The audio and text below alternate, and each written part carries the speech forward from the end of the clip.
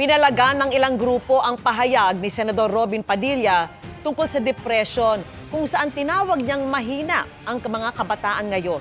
Ayon po sa sociologist, delikado yan dahil tila binabaliwala at minamaliit ng senador ang karanasan ng ilan. Nakatutok si Dano Tingkungko. Ang mga bata po ngayon, sad to say, huwag kayong magagalit sa akin. Ako, maraming batang magagalit siguro, pero pasensya na kayo. You are weak. Hindi kayo katulad nung panahon namin na hindi kami iyakin. Umani ng samot-saring reaksyon ang pahayag ni Senador Robin Padilla sa pagtalakay sa panukalang i-ban sa social media mga kabataan tulad ng ginawa sa Australia. Nabanggit kasi ni Senador Raffy Tulfo ang dami ng kaso ng self-harm sa mga kabataan bunsod ng cyberbullying. Sabi ni Padilla, Nung panahon namin, hindi uso yung salitang depression. Hindi ko nga alam yun kung ano yung depression. Ngayon, batang maliit, sasabihin, I'm depressed.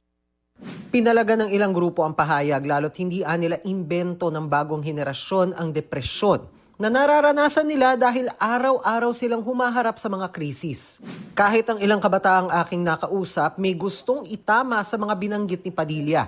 Magkakaiba po tayo ng generation, so magkakaiba lang din po tayo ng way of coping po to those situations. Grabe mahina agad.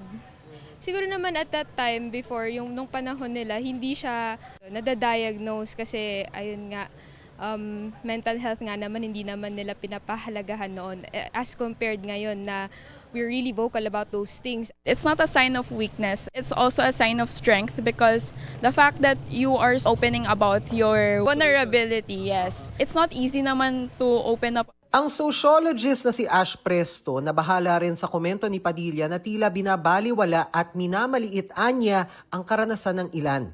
He also erases the other identities and demographics that do experience depression. It's very dangerous, especially when we are just typifying one specific sector of the population as we. Paglilinaw ni Presto, kahit sino, maaaring makaranas ng depression anumang edad o estado sa buhay. Hindi yan dahil sa mahina sila. Minsan, walang kontrol ang isang tao sa depression lalo kung dulot ito ng neurochemical imbalances o iba pang kondisyon sa katawan. Minsan, may ambag din ang lipunan.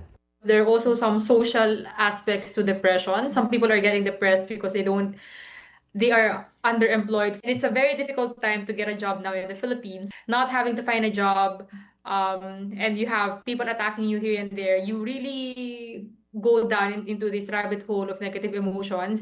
Ang ganyan ang mga dapat ibsan ng gobyerno, bukod pa sa pag-alalay sa mga humaharap sa mental health problems. And sometimes we do also have young people who cannot be diagnosed even if they're depressed because there is actually just a lack of mental health infrastructure in the Philippines.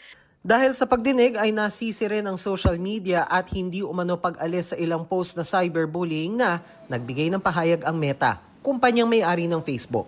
We certainly take that into consideration. These are established to ensure fairness and equitability, and we do take these issues very seriously. If we understand that there's a particular misinformation or particular content that is, for example, causing harm, for example, affects, let's say, elections, we take immediate actions on those. Sinusubukan naman naming makuha ang panig ni Padilla. Para sa GMA Integrated News, Dano Tingkungko, nakatutok 24 oras.